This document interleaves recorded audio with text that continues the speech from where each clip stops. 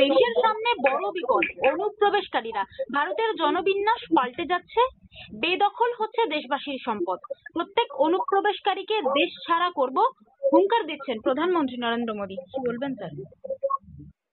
আমিও মনে করি এবং বিশ্বাস করি প্রত্যেকটা অনুপ্রবেশকারী তাদেরকে দেশ থেকে বহিষ্কার করা উচিত, কিন্তু দেশে তারা ঢুকলো কি করে সেটাকেও কিন্তু প্রধানমন্ত্রী এবং স্বরাষ্ট্রমন্ত্রীকে বলতে হবে। কারণ তাদেরকে দেশ পাহারার দায়িত্ব দেওয়া হয়েছিল চৌকিদার হিসাবে, যাতে কোনো বাইরের কোনো লোক আমাদের দেশে প্রবেশ করতে না পারে। কিন্তু তারপরে প্রবেশ করলো কি করে? তার মানে প্রধানমন্ত্রী বা স্বরাষ্ট্রমন্ত্রী অপদার্থ, অযোগ্য। তারা যে দায়িত্ব পালন করার জন্য চৌকিদার হিসাবে তারা ব্যর্থ, সেই কারণে একটা অনুপ্রবেশ হয়েছে।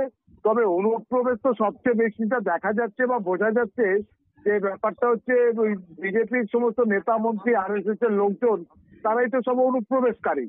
তবে অনুপ্রবেশকারী কোনটা শরণার্থী কোনটা উদ্বাস্তু এর সংজ্ঞা তো আর প্রধানমন্ত্রী তৈরি করার এখতিয়ার বা ক্ষমতা বা যোগ্যতা নেই।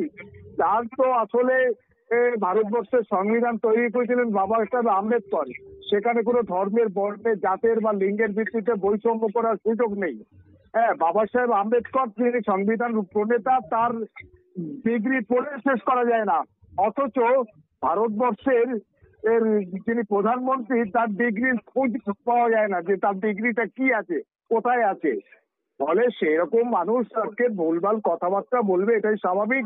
আজকের বিজেপির যিনি কেন্দ্রীয় মন্ত্রী ছিলেন একটা সময়ে, আপনার নিশীথ প্রামাণিক, তার বিরুদ্ধে মানে বাংলাদেশে এখনো পর্যন্ত তার লোকজন রয়েছে, আত্মীয় স্বজন রয়েছে, সেখানে নাকি তার আওয়ামী লীগ সংগঠন করতেন।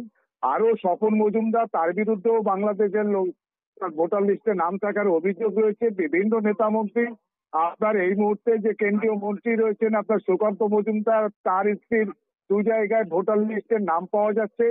ফলে বিজেপির নেতা মন্ত্রী যারা আছে আরএসএস যুক্ত, তারাই তো সমস্ত বেশিরভাগই হচ্ছে আপনার এই মানে অনুপ্রবেশকারী। তারা হচ্ছে বৈধ কাগজপত্র ছাড়াই ঘুষপেটিয়া হয়ে ভারতবর্ষে ঢুকে ভারতবর্ষটাকে নষ্ট করার চেষ্টা করছে। ভারতবর্ষের সাম্প্রদায়িক মেরুকরণ, সাম্প্রদায়িক উত্তেজনা এবং সাম্প্রদায়িক বিভেদ তৈরির কারিগর হিসাবে আরএসএস বিজেপির লোকরা কাজ করছে।